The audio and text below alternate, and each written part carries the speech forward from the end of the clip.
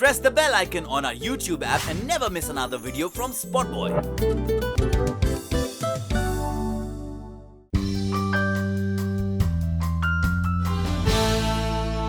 So Rohit and I met in a club in London, and I was celebrating the wrap of a movie I did called Nigel in London, which was a British movie, um, and I was just dancing, and my friend Amrit, who was working on the movie, said, "That guy's looking at you." And I said, "Okay." He said, "That's Rohit Sharma." And I said, "Well, who's that?" And he said, "Do you watch cricket?" And I said, "No." So he said, "Oh, he's a cricketer for India." Anyway, he went up to him and spoke, and we were introduced, and we just hit it off straight away. We were talking, and we went somewhere quiet to chat, and it pretty much went quite quickly from there. You know, he kissed me, and yeah, it was nice. And after that, you know, we danced, and I went home that night. And then I guess, I don't know, maybe 3 or 4 days later, he came to stay with me in my home, and that's how it all began. And we were together for, I'd say, well, we saw each other because of the distance from here in India, when he was here, and then when I was there, pretty much saw each other a couple of times a week in India. And yeah, we'd meet in either his place in a hotel or my place in India. And yeah, and it was nice. He was very sweet. He was a nice guy. And we were just two people having enjoying each other's company, and our intimacy. We were intimate together, and it was really nice. And he spoke a lot about how the fans react to, you know, if you don't play well. And actually, he was quite sensitive to the reactions from the public, the fans, really. And I think it does hurt him when the fans react negatively either towards him or his partner, which he was protecting me from at the time.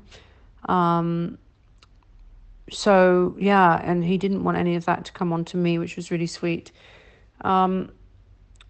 And I think, you know, the media started to hear about it. And I think it was because on a number of occasions we were spotted together in hotels and in the rooms. And I guess that's where somebody must have tipped off the media. My manager knew because he'd heard, and I told him that I didn't really want to make it public to respect the relationship at the time. So yeah, I mean, I was quite hurt when I then I mean, I broke up with him because when I saw the article, he'd spoken to the newspaper when they'd asked him if he was involved with me. He basically said that Sophia's a fan, and that's how we know each other. And it's quite offensive. And I then just sent him a message and said, "Look, I'm not your fan, and I don't want to see you anymore. It's disgusting what you've done." And I just didn't want to see him again, and I blocked him. I've not seen him since the breakup. I don't want to see him, to be honest with you. I don't want anything to do with him. I blocked him from Twitter. I just don't want any contact with him, quite honestly, because I think somebody who can behave like that, somewhere the morality is not there. If I do bump into him, I would just ignore him. I don't think I would speak to him. Um, I just think it's too uncomfortable. And there's nothing between us anymore, and I don't feel anything for him at all. I wish him well, and I wish he has a wonderful marriage and life. I do wish him well. Um, we did meet in Mumbai a number of times, a lot in Juhu and in Bandra, um, at his place in a hotel. So we met up quite a lot, in Mumbai, as well as when I met him when he was in England. So yes, I wish him luck. I really do wish him all the luck in the world, because I think in life, if you can find somebody to truly love and who loves you, and can do that with no ego, because I think there was ego involved in his decision to write and say what he did to the media. And there's a lot of people in relationships who come from ego. And I think if you can love somebody without ego, then it's a wonderful thing.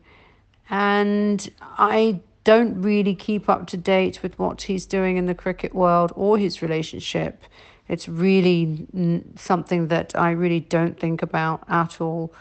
I have a wonderful life, and I'm very grateful for everything that I have in my life. I have a very fortunate, abundant life.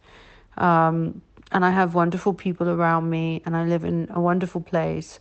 So my joy comes from the birds singing in the morning. My joy comes from each breath that I take. So I am full with joy and happiness. And I really hope that for Rohit, his partner, and everybody. Everybody.